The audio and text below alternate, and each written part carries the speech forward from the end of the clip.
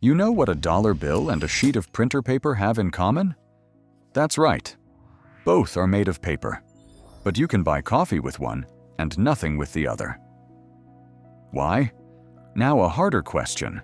If I take this and print the exact same bill on a printer, that's a crime. But when the Federal Reserve prints trillions of dollars, that's normal. What's the difference? And the biggest question, if the government can just print money, why not print 1 million for everyone and solve all poverty problems?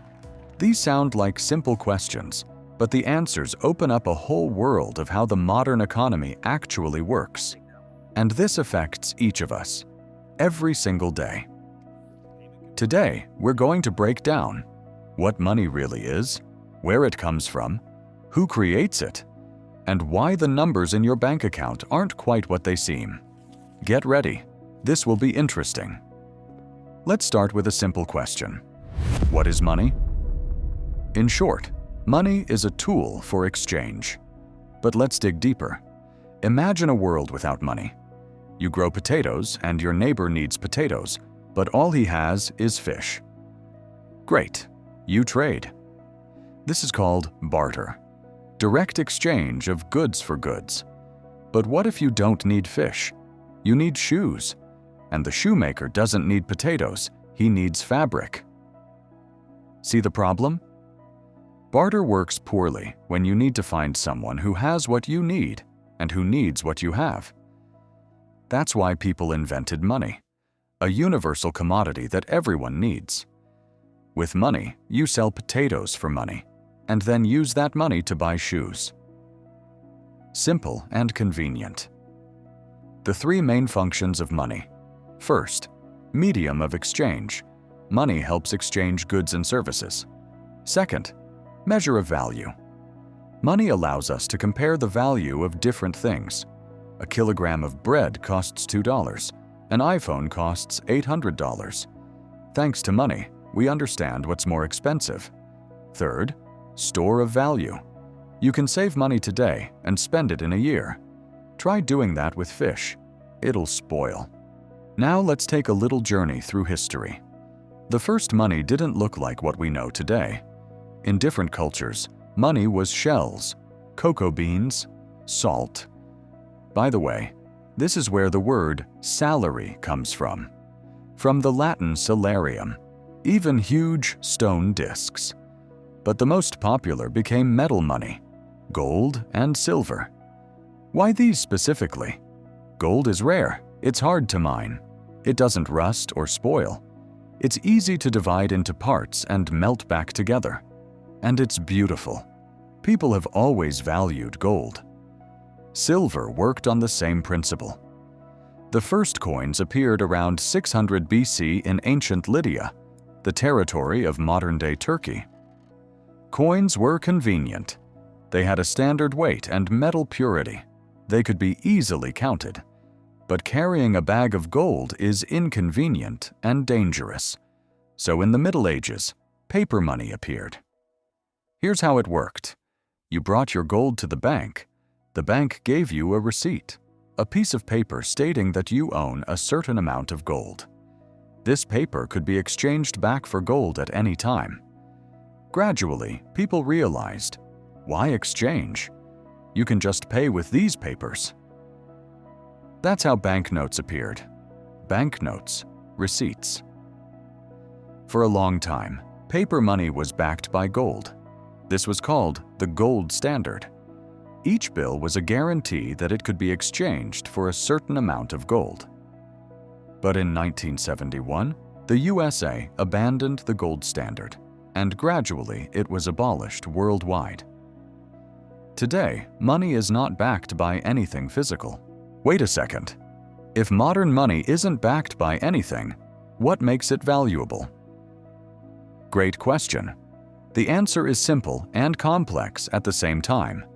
Trust. Money is valuable because we all agreed that it's valuable. You believe that tomorrow you'll be able to buy bread with this bill. The store believes it can pay salaries to cashiers. The cashier believes they can pay utility bills, and so on. This is called fiat money, from the Latin fiat, meaning, "Let it be so." Money is valuable because the government said, "This is money," and we all agreed. But here's the thing. The government controls money issuance. In the USA, this is done by the Federal Reserve. They decide how much money will be in the economy. And here begins the magic of the modern financial system. It turns out that most money doesn't physically exist at all. Look at your bank account. There are numbers there, right? This is electronic money. If everyone came to the bank at once to withdraw cash, the bank simply couldn't give it to everyone. This money doesn't physically exist as bills. In fact, approximately 90% of all money in the world exists only as records in bank computers. This isn't a conspiracy theory. This is how the banking system works. Now comes the most interesting part. Banks create money literally out of thin air. Legally. And this is the foundation of the modern economy. Here's how it works. Imagine you deposit $100,000 in a bank. The bank doesn't just put it in a safe. It keeps, say, $10,000 as a reserve and lends out the remaining $90,000 to someone. This person buys, let's say, a car with this money. The car seller receives $90,000 and deposits it in their bank. This bank again keeps 10% as a reserve, $9,000, and lends out $81,000, and so on and so on. In the end, your initial $100,000 turned into a much larger sum in the economy. This is called the money multiplier. Important point: the bank can't create infinitely much money. It's limited by the Federal Reserve through reserve requirements, what percentage needs to be kept. Key interest rate, the percentage at which the Fed lends money to banks. Other regulatory requirements. When the economy grows too fast and there's a risk of overheating, the Fed raises the rate. Loans become more expensive. People borrow less. There's less money in the economy. When the economy slows down, the Fed lowers the rate. Loans become cheaper. People borrow and spend more. The economy revives. This is one of the main tools for managing the economy. Now let's talk about inflation. You've probably heard, bread used to cost $2. Now it's $10. This is inflation. Inflation is the decrease in purchasing power of money.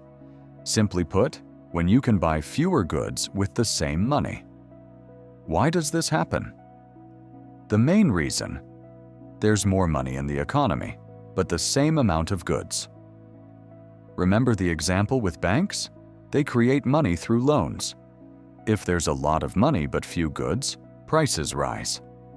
Imagine an auction selling one iPhone, and all participants suddenly have twice as much money. The price will rise, right? Moderate inflation, 2 to 4% per year, is considered normal and even useful.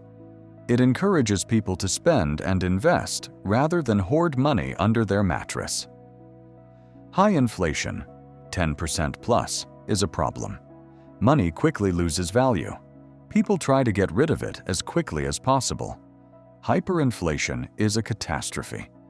In Zimbabwe in 2008, inflation reached billions of percent. People carried money in wheelbarrows to buy bread.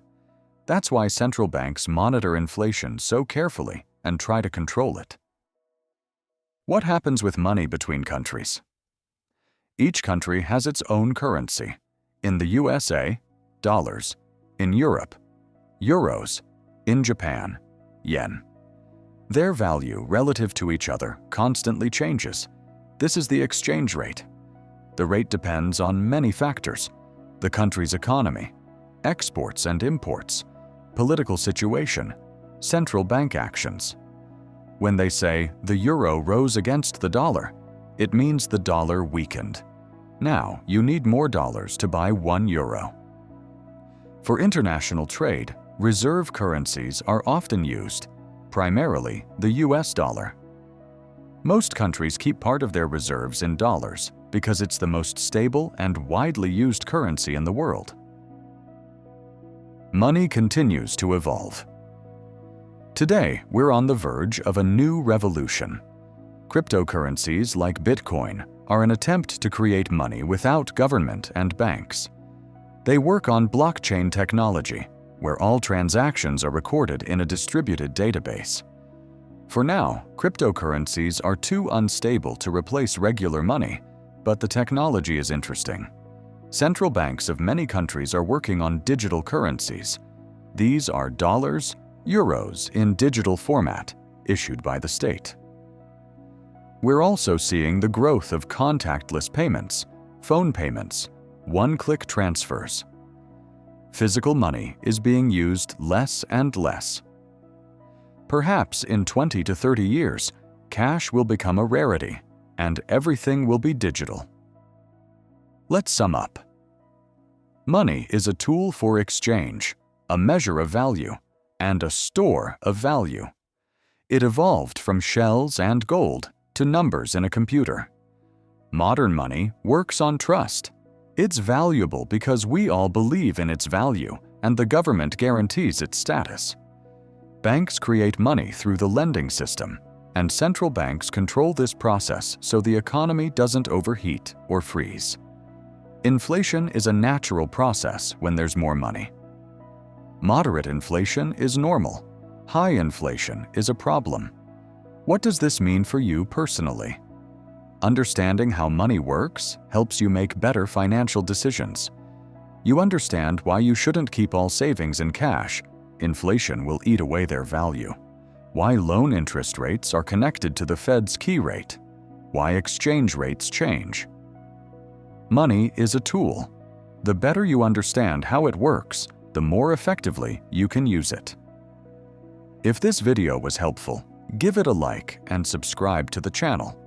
In the comments, write what financial topics you'd like to learn more about. See you next time.